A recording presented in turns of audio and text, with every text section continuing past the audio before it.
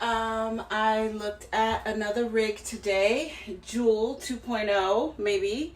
If she fits, I have to check and see if she will fit in the space that we have at my RV park, because she is quite big. I mean, seriously, she is quite big. She is 40 feet of interior space, and I don't know if I'll be able to fit her in. Standard washer dryer, standard refrigerator, standard oven, sink, everything. Bay area right here, which is really cool. So yeah, I'll let you know when I get back to Vegas. Hold up.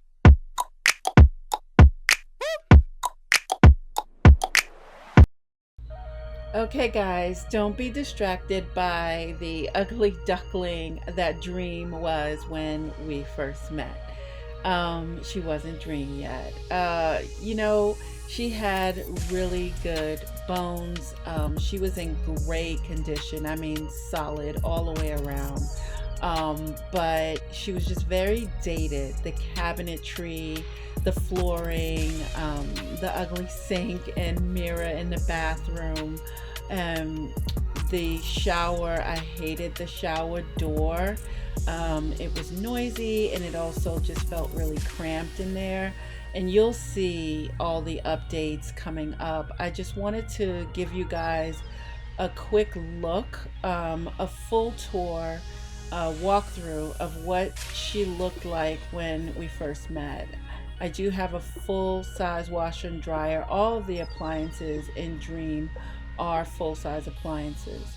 The bedroom was really cramped. As you can see, there was like maybe, if I was lucky, 2 feet of space for me to walk from, the closet to the door.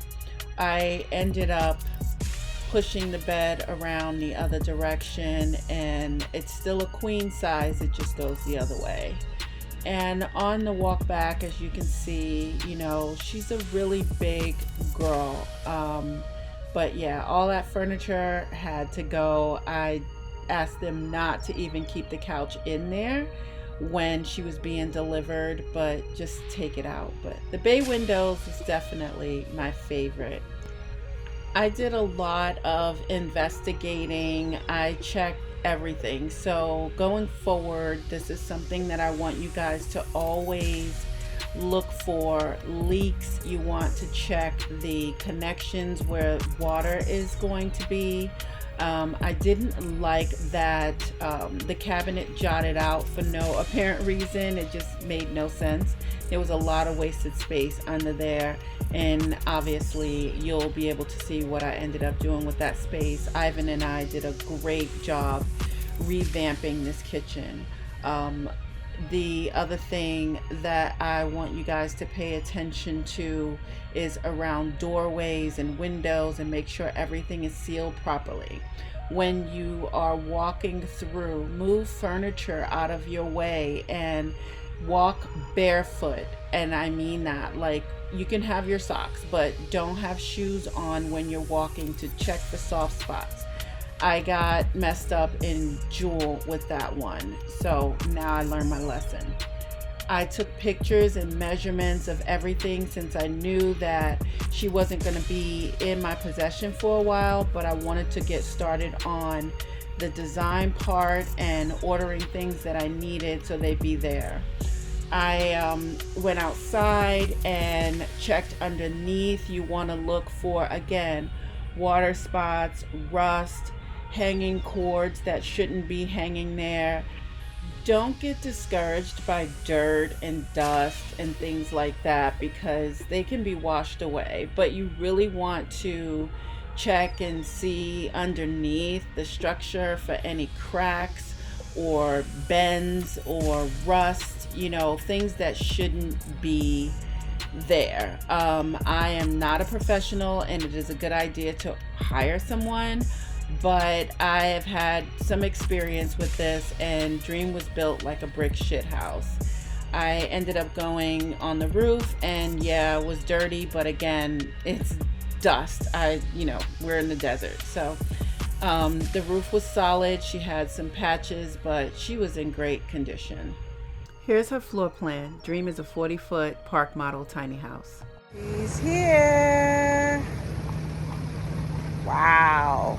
She is quite the monster.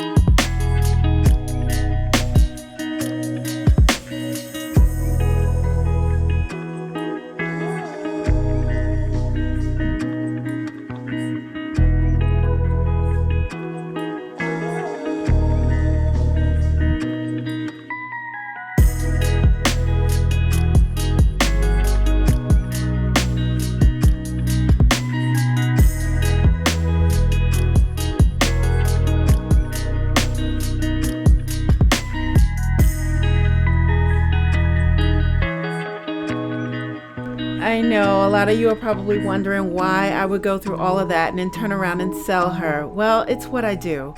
I'm a creator, I'm a tinkerer, I love to build, and don't think that Mexico is going to stop anything in this tiny house community for me, because it is not. I have a lot of things coming up, so make sure you're subscribed, and if you haven't checked out the other videos, stick around and watch a few more. All right, I love you. Bye!